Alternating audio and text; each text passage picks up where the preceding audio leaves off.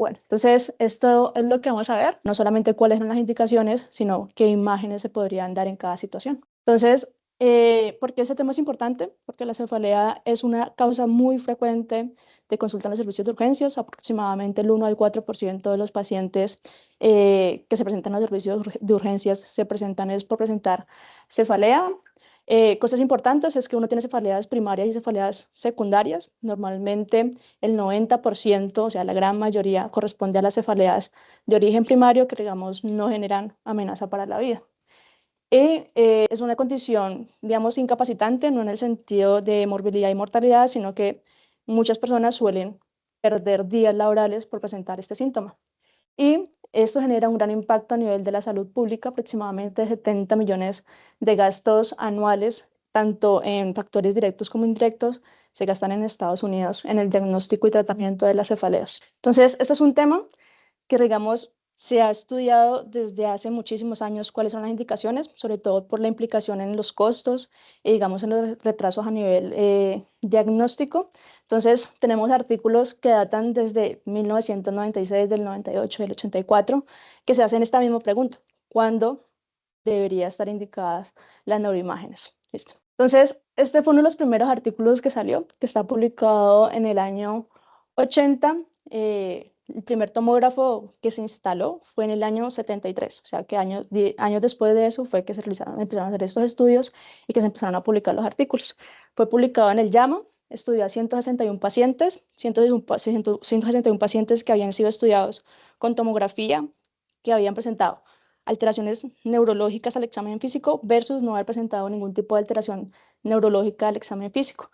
Se les hizo un seguimiento durante más o menos un año aproximadamente, y lo que básicamente encontraron es que dentro de los 161 pacientes que habían estudiado, solamente 2 habían presentado algún tipo de hallazgo anormal que sugiera una intervención adicional aparte de las cefaleas primarias, que fue, con esos de acá, que fueron presencias de tumores cerebrales. Pero el resto solamente hacían parte de cefaleas tipo migraña, cefalea tipo tensión, cefalea tipo clúster, que en teoría no requerirían como ningún tipo de indicación. Y aquí en este estudio también se estudiaron los costos. Entonces, básicamente lo que querían responder es cuánto valía realizar el diagnóstico de un paciente que tuviera algún tipo de hallazgo anormal si tenía el examen neurológico al examen físico anormal versus si tenía un examen neurológico normal. Entonces podemos ver que aproximadamente el diagnóstico de un paciente que tuviera un diagnóstico anormal aproximadamente era de $1.265 versus realizar el diagnóstico de los pacientes que no tuvieran ningún tipo de hallazgo, valía aproximadamente $11.900. Esto es otro estudio que también se hizo más o menos por la misma época, en el 96, en el que se estudiaron 3.267 pacientes entre el año 77 y 1993, pero en este solamente se incluyeron pacientes que tenían cefalea, pero un examen neurológico completamente normal, sin evidencia de signos de bandera roja. Y lo que descubrieron básicamente fue que si uno le hacía una tomografía o un examen, una neuroimagen a estos pacientes, igual la probabilidad de descubrir algo era realmente demasiado pequeña. Entonces, pues, o sea, incluso la mayoría menos del 0.1%. Y esto es un estudio que no solamente incluía a los pacientes a los que se les realizaba TAC y por cefalea, sino que es un estudio que evaluaba cómo han crecido los métodos diagnósticos a lo largo del tiempo, desde el año 94 hasta el año 2014. Entonces, evaluaban qué tanto habían utilizado los urotacs para los pacientes con cálculos renales, qué tanto se habían utilizado tomografías en los casos de la otitis o la sinusitis, qué tanto se habían utilizado las radiografías de tórax para el diagnóstico de las neumonías, y se preguntaron qué tanto se había utilizado las tomografías para el diagnóstico de la cefalea. Y lo que se vio fue un incremento realmente muy exponencial en el que en el 96, 17.5% y pasó al 33.3% en el 2014, casi que el doble. Entonces, las cefaleas, a partir de todos esos estudios, entonces las guías y las organizaciones se han puesto a preguntar como qué hacer para poder clasificar adecuadamente a los pacientes y a quienes sí se les daría, quienes sí se beneficiarían de las neuroimágenes y quienes no se beneficiarían de las neuroimágenes. Entonces, tenemos los criterios de la Organización Mundial de las Cefaleas, que ellos dividen como las cefaleas en tres grupos: primarias, secundarias y las generadas por dolores faciales o neuropáticos. Entonces, pues digamos, en los casos de las cefaleas primarias, pues no estarían indicados las tomas de neuroimágenes, pero ya sería para tomarlas en los pacientes que tengan sospecha de cefaleas secundarias, que pues dentro de ese capítulo estarían cefaleas de origen de origen vascular, cefaleas secundarias a infecciones, cefaleas secundarias a tumores, cefaleas secundarias a patologías metabólicas, cefalea secundaria a trauma, pero igual eso ya lo vamos a ver más adelante. Entonces, a partir del año 2000 se generó una mnemotecnia en la que, de acuerdo a si presenta o no cierta característica clínica, se podría clasificar como una cefalea con signos de bandera roja o una cefalea con signos de bandera naranja. Entonces, una cefalea con signos de bandera naranja quiere decir que no amenaza para la vida, pero si no tiene dos signos dos signos de bandera naranja, digamos que pues constituiría un signo de bandera roja para tomar la neuroimagen. Entonces, esta es la mnemotecnia SNOOP P4, que realmente desde hace 2 años se ha actualizado al SNOOP P10, que le agrega otros 4 ítems. Entonces, cuando pensar que una persona tenga una cefalea por algo que le está amenazando la vida o por una causa de origen secundario, entonces cuando tenga compromiso sistémico o cuando tenga enfermedades secundarias como cáncer o que generen inmunosupresión. Entonces, se ha visto que los pacientes que tienen, creo que ya le puedes dar, los pacientes que tienen fiebre, rigidez nucal y cefalea, en los que normalmente el diagnóstico es meningitis o presencia de abscesos cerebrales, el 72% se han presentado, el síntoma ha sido la cefalea. En los casos de los pacientes que tienen cáncer, con metástasis cerebral, el 32%, el síntoma que los aquejó fue la cefalea. En el caso del déficit neurológico, entre el 3 y 44% se presentaron con cefalea, sobre todo los pacientes que tenían stroke. En cuanto al inicio de la cefalea en trueno, que hace referencia al inicio desde lo más leve a la cefalea más intensa en menos de 1 minuto, entre el 6 y el 25% habían presentado algún tipo de alteración a nivel de las neuroimágenes. Personas mayores de 50 años y en algunos estudios mayores de 65 años, el 16% presentó algún tipo de alteración a nivel de la neuroimagen. Cefaleas posicionales se relacionan sobre todo con fugas del líquido cefalorraquídeo, en las que haya un cambio en el patrón de la intensidad o un cambio en el patrón de la cefalea. También se ha asociado con hallazgos anormales en las neuroimágenes, y pues en los pacientes que se encuentran en posparto, pues la cefalea se ha asociado con trastornos hipertensivos y con el síndrome de vasoconstricción cerebral reversible. Y pacientes que tienen cefaleas que son precipitadas con maniobras de Valsalva como la tos, se ha asociado en un 46% con el síndrome, con las malformaciones de Chiari tipo 1. Y ya en la actualización que hicieron hace más o menos 1 año, se agregaron otros 6 parámetros, que era dolor a nivel ocular, la presencia de papiledema, el uso de medicamentos, sobre todo los opioides, y la cefalea postraumática. Entonces, aún así, seguía siendo muy difícil determinar qué pacientes requerían o no la tomografía o la resonancia o cualquier otro tipo de neuroimagen. Entonces, a partir del año 2000, el Colegio Americano de Radiología sacó unos criterios para saber a quiénes se recomendaba y a quiénes no se recomendaba. Esos criterios se actualizan anualmente. La última actualización que se hizo fue el 2022. Entonces, ellos determinan, pues, un consenso de expertos basado en la evidencia. Entonces, determinan si es apropiada la toma de imagen, si es tal vez apropiada, pero no están todos de acuerdo, y usualmente no se recomienda. Entonces, en la primera variante del tipo de cefalea, que sea una cefalea de inicio súbito, severa, la peor cefalea que haya tenido en toda su vida, entonces la que se recomienda de ingreso es una tomografía de cráneo simple, y la segunda opción es pues que sea una una angiotomografía, pensando pues que de pronto esa cefalea sea secundaria a una disección. El resto de imágenes en estos casos no estarían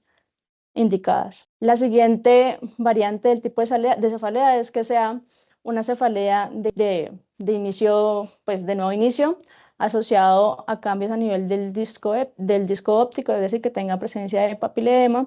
En estos casos, la primera opción que se recomienda es una resonancia magnética con o sin contraste.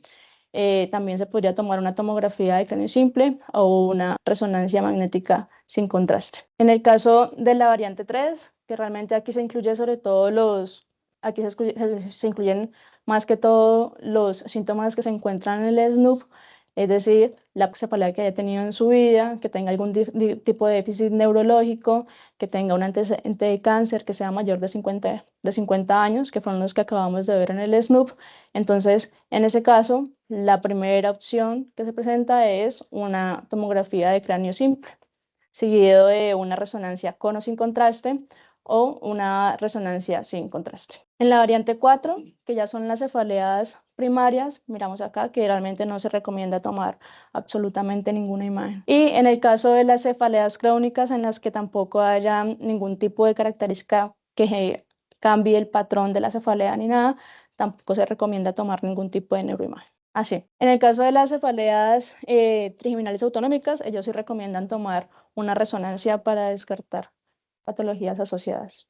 Y la variante 7 está faltado, ¿cierto? Sí. En la variante 7 es que sea una cefalea crónica con cambios de las características. Y en este caso, sí se recomendaría tomar una resonancia magnética con o sin contraste. Entonces, tenemos varias modalidades de tomografías, tomografías con contraste, tomografías simples, tomografías con fase venosa.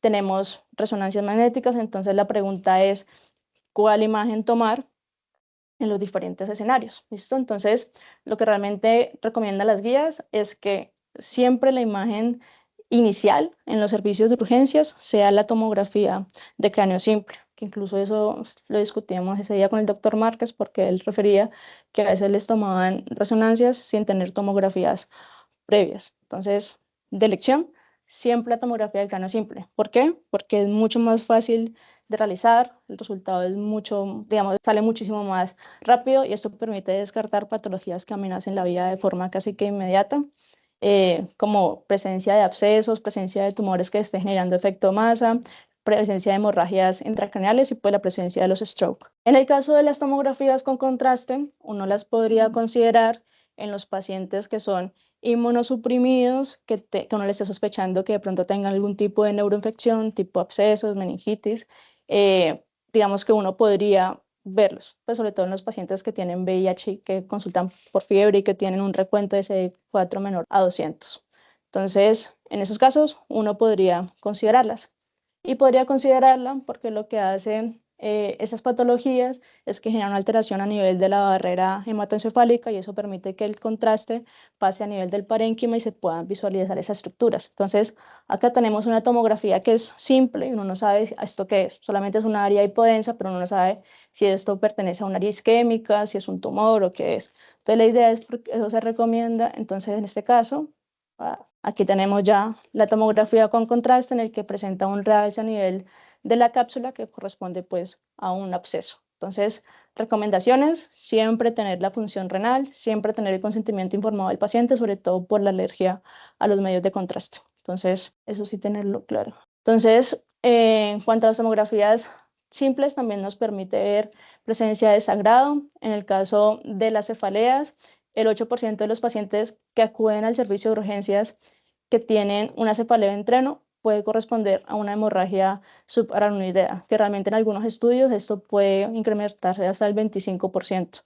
Recordar que realmente pues, la principal causa de la cefalea, de la hemorragia subaracnoidea, son los aneurismas saculares o las hemorragias perimencefálicas, pero también están, digamos, los orígenes traumáticos en los que la la hemorragia suele ser más cortical y no tanto de predominio a nivel de las cisternas. Y recordar que la sensibilidad y la especificidad de la tomografía de cráneo simple en los casos de la hemorragia subaracnoidea aumenta entre las primeras 6 horas desde el inicio de los síntomas, como podemos ver acá. Pero una vez pasan esas 6 horas, ya vamos a ver que la sensibilidad y la especificidad empiezan a disminuir. Entonces, pues en este caso es una paciente de aproximadamente 40 años que consultó por cefalea asociado a meses y 2 episodios convulsivos. Entonces, se le hizo una tomografía de cráneo simple que tiene pues una hemorragia supraaneurítea Fisher 4 con predominio a nivel de las cisternas, y en este caso se podía lograr evidenciar el origen de la hemorragia, que es un aneurisma a nivel de una ruptura de aneurisma a nivel de la arteria comunicante posterior. Dentro de las otras tipos de sangrado que podemos ver en las tomografías de cráneo simple son las hemorragias a nivel intracerebral. Digamos que la principal causa son las de origen hipertensivo en los pacientes pues ya viejitos. Sin embargo, si es un paciente menor de 55 años que no tiene antecedentes de hipertensión arterial, siempre se recomienda realizar una resonancia magnética para descubrir otras causas. Y recordar que la mortalidad es muy alta, el 49%, y se presenta más o menos de 25 a 100.000 casos al año. Entonces, en cuanto al síndrome de vasoconstricción cerebral, digamos que en cuanto a su fisiopatología se asemeja mucho al síndrome del DEPRES, y sea pues porque hay un aumento del tono a nivel de las arterias, y en este caso, digamos, la tomografía de cráneo simple se puede lograr visualizar algo si de pronto hay un proceso isquémico, pero realmente el método de elección sería una resonancia para mirar bien qué es, pero una angioresonancia para mirar bien la vasculatura, que en este caso lo que vemos es un vasoespasmo de las arterias cerebrales medias. Otra de las causas de cefaleas de origen secundario, que por lo cual las personas pueden consultar, es una trombosis de los senos venosos. En este caso, en las tomografías de cráneo simple, uno puede ver áreas de hiperdensidad, ¿cierto? Haciendo el recorrido de los senos venosos, el recto y el sigmoideo, pero pues realmente el método de elección sería también una resonancia magnética, que digamos en este caso, pues a nivel del corte sagital en un FLAIR, pues podría ver aquí, y en este caso se podría ver también acá. Pero importante es que en estos casos, en la secuencia del T2 no se ve hiperdenso, sino que se ve una zona de hipodensidad, que es la que vemos acá. Y ya en cuanto a las disecciones arteriales, pues normalmente el tipo de cefalea por el cual los pacientes consultan es una cefalea intensa asociada a dolor en la región cervical. Normalmente el 68% de los casos suele ser de la carótida interna y el 69% de la arteria vertebral. El 3 al 9.2% de los pacientes se quejan es de una cefalea en trueno, o sea, inicio súbito. Lo que podríamos ver en la tomografía de cráneo simple es solamente el hematoma a nivel de la región intramural, pero digamos que ya en la resonancia uno ya podría ver más la estrechez, o en algunos casos se podría ver el flap. Y ya por último estarían las infecciones intracraneales. Esto es el caso de una niña de 7 años que había consultado por fiebre asociado a síntomas congestivos y posterior a eso presentó deterioro del sensorio. Entonces, acá lo que se puede ver en el T1 es un área de hipodensidad a nivel de la región frontal, y acá en este mismo T1 lo que podemos ver es que está súper lleno o sea, congestionados los senos esos. Y ya en el T2 podemos ver ya la zona de realce y la hiperintensidad que corresponde pues a un absceso subdural. Entonces ya dentro de las conclusiones, entonces, cosas importantes, siempre realizar una historia clínica y un examen físico adecuado para saber a quiénes sí identificar los signos de bandera roja, y con eso determinar a quiénes se debería tomar una neuroimagen o no. Siempre la primera imagen de elección es la tomografía de cráneo simple, y recordar pues que económicamente tomar imágenes de forma indiscriminada pues genera un gran impacto a nivel del sistema de salud, pero además también genera un impacto psicológico a nivel de los pacientes cuando uno encuentra hallazgos incidentales que realmente no explican el origen de su cefalea.